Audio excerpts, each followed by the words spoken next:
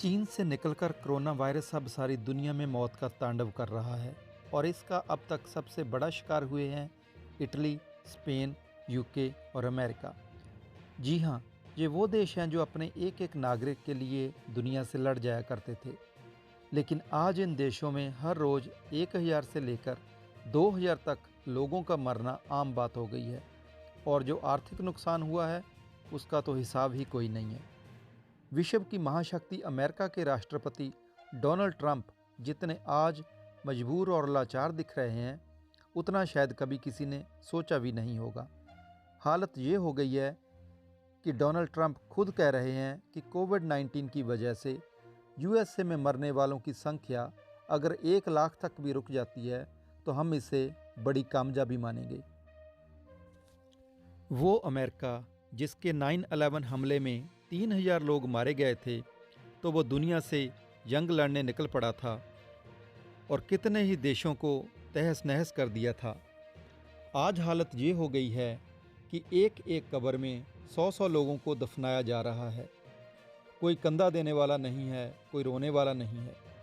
इसीलिए अमेरिका की सरकार ने इसे 9/11 और दूसरे विश्व युद्ध से भी ज़्यादा खतरनाक माना है, जिसके बाद अमेरिका ने जापान पर 2 परमाणु बम हिरोशिमा और नागासाकी में गिराए थे।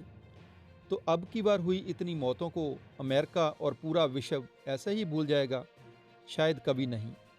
इंतज़ार तो है बस कोरोना के शांत होने का।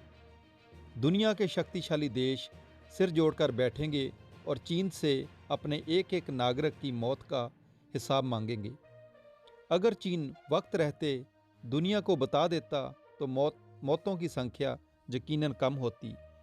इसमें चीन का साथ दिया WHO यानी विश्व सेहत संस्था ने, जो लंबे समय तक चीन की भाषा बोलती रही और ये बीमारी महामारी में बदल गई। अगर डोनाल्ड ट्रंप WHO की फंडिंग बंद कर सकते हैं तो सोचिए वो चीन से कितने खफा होंगे। खबरें तो यहाँ तक भी चल रही हैं कि चीन ने खुद ही इस वायरस को पैदा करके दुनिया में छोड़ दिया है। अगर ये बात सच है तो यकीन मानिए तीसरा विश्व युद्ध शुरू हो चुका है।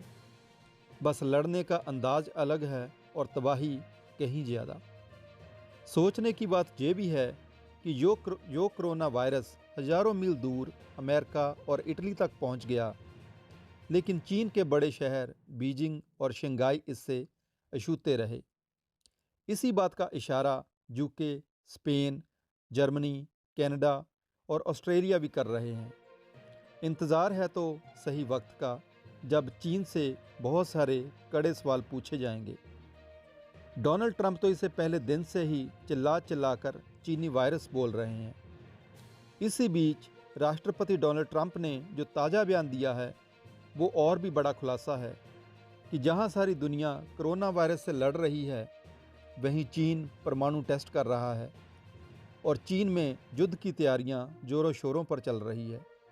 साउथ चाइना सी में भी चीन ने मिलिट्री गतिविधियां तेज कर दी हैं।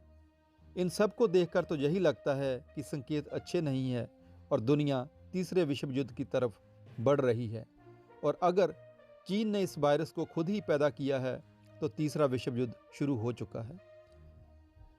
तो अब देखना होगा कि कौन कौन देगा अमेरिका का साथ। मौजूदा हालातों में देखें तो दुनिया भर के सभी छोटे बड़े देश चीन से खफा हैं, जिसमें UK, Italy, France, Spain, Germany, Australia आदि देश हैं। किसी वक्त दुनिया पे एक छतर राज करने वाला ग्रेट ब्रिटेन भी कोरोना के आगे बेबस दिख रहा है। अब तक 16,000 नागरिकों की मौत हो चुकी है और ये आंकड़ा कहाँ जाकर रुकता है कोई नहीं जानता। कोरोना रूपी दानव शाही परिवार तक और प्रधानमंत्री बोरिस जॉनसन के घर तक भी गया, लेकिन गनीमत रही कि दोनों की जान बच गई। प्रधानमंत्री बोरिस जॉनसन तो अब आईसीयू से बाहर निकल चुके हैं, लेकिन चीन और ब्रिटेन के रिश्ते आईसीयू में चले गए हैं। पीएम ने जहां चीनी कंपनी हवावे के 5G नेटवर्क का कॉन्ट्रैक्ट ख़त्म करने की बात कही है, उसके साथ ही चीनी स्टूडेंट और वर्कर्स की गिनती भी बहुत कम करने को कहा है।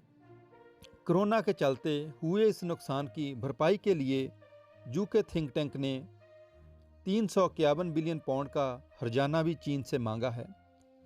यूके की सिक्योरिटी सर्विसेज MI5 और MI6 को भी निर्देश दिए गए हैं कि वो चीन की गतिविधियों पर सख्त नज़र रखे।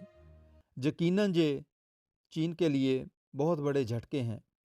चीन की विस्तारवादी नीति और कोरोना की महामारी से हुई तबाही से चीन का पड़ोसी जापान भी काफ़ी खफा है। जापान ने चीन में काम कर रही अपनी सारी कंपनियों को चीन से बाहर शिफ्ट होने का आदेश दे दिया है। इसके लिए उसने $1 ट्रिलियन का फंड भी रखा है, जिसमें से $2 अरब जारी कर दिए गए हैं। ये रकम जापान की GDP का 20% है। इससे आप अंदाज़ा लगा सकते हैं कि कुछ बड़ा होने जा रहा है। चीन को एक और झटका यूरोपियन यूनियन की तरफ से भी मिला है, जिसमें कहा गया है कि कोरोना के चलते हुई तबाही से अब दुनिया बदलने वाली है, जिसमें चीन के पर कतरे जाएंगे और उसकी कंपनियों को यूरोप में घुसने से रोका जाएगा। जर्मनी, स्पेन, इटली और फ्रांस ने चीन के लिए कड़े कानून बनाने शुरू कर दिए हैं। कोरोना की वजह से यहाँ दुनिया भर में मौत की चीखें सुनाई दे रही है, वहीं चीन इस मौके को भी कैश करने में लगा हुआ है। वो अपना घटिया सामान दुगने भाव पे दुनिया को बेच रहा है, जहाँ तक कि जो सामान उसे मानवीय आधार पर फ्री में मिला था, वो उसको भी उसी देशों को वापस बेच रहा है। इसकी एक मिसाल इटली भी है, जिसने फ्री में दिया हुआ सामान चीन से वापस पैसे देकर खरीदा। इससे दुनिया में चीन का घिनौना चेहरा सामने आया है और दुनिया भर में चीन और चीनी लोगों के खिलाफ गुस्सा बढ़ रहा है। दुनिया के अलग अलग देशों में सोशल मीडिया पे चीन के खिलाफ एक कैंपेन चलाई जा रही है। नीदरलैंड, स्लोवाकिया, स्पेन जैसे देशों ने अरबों डॉलर के मास्क, पर्सनल प्रोटेक्शन किट जैसे उपकरण के ऑर्डर कैंसिल कर दिए हैं।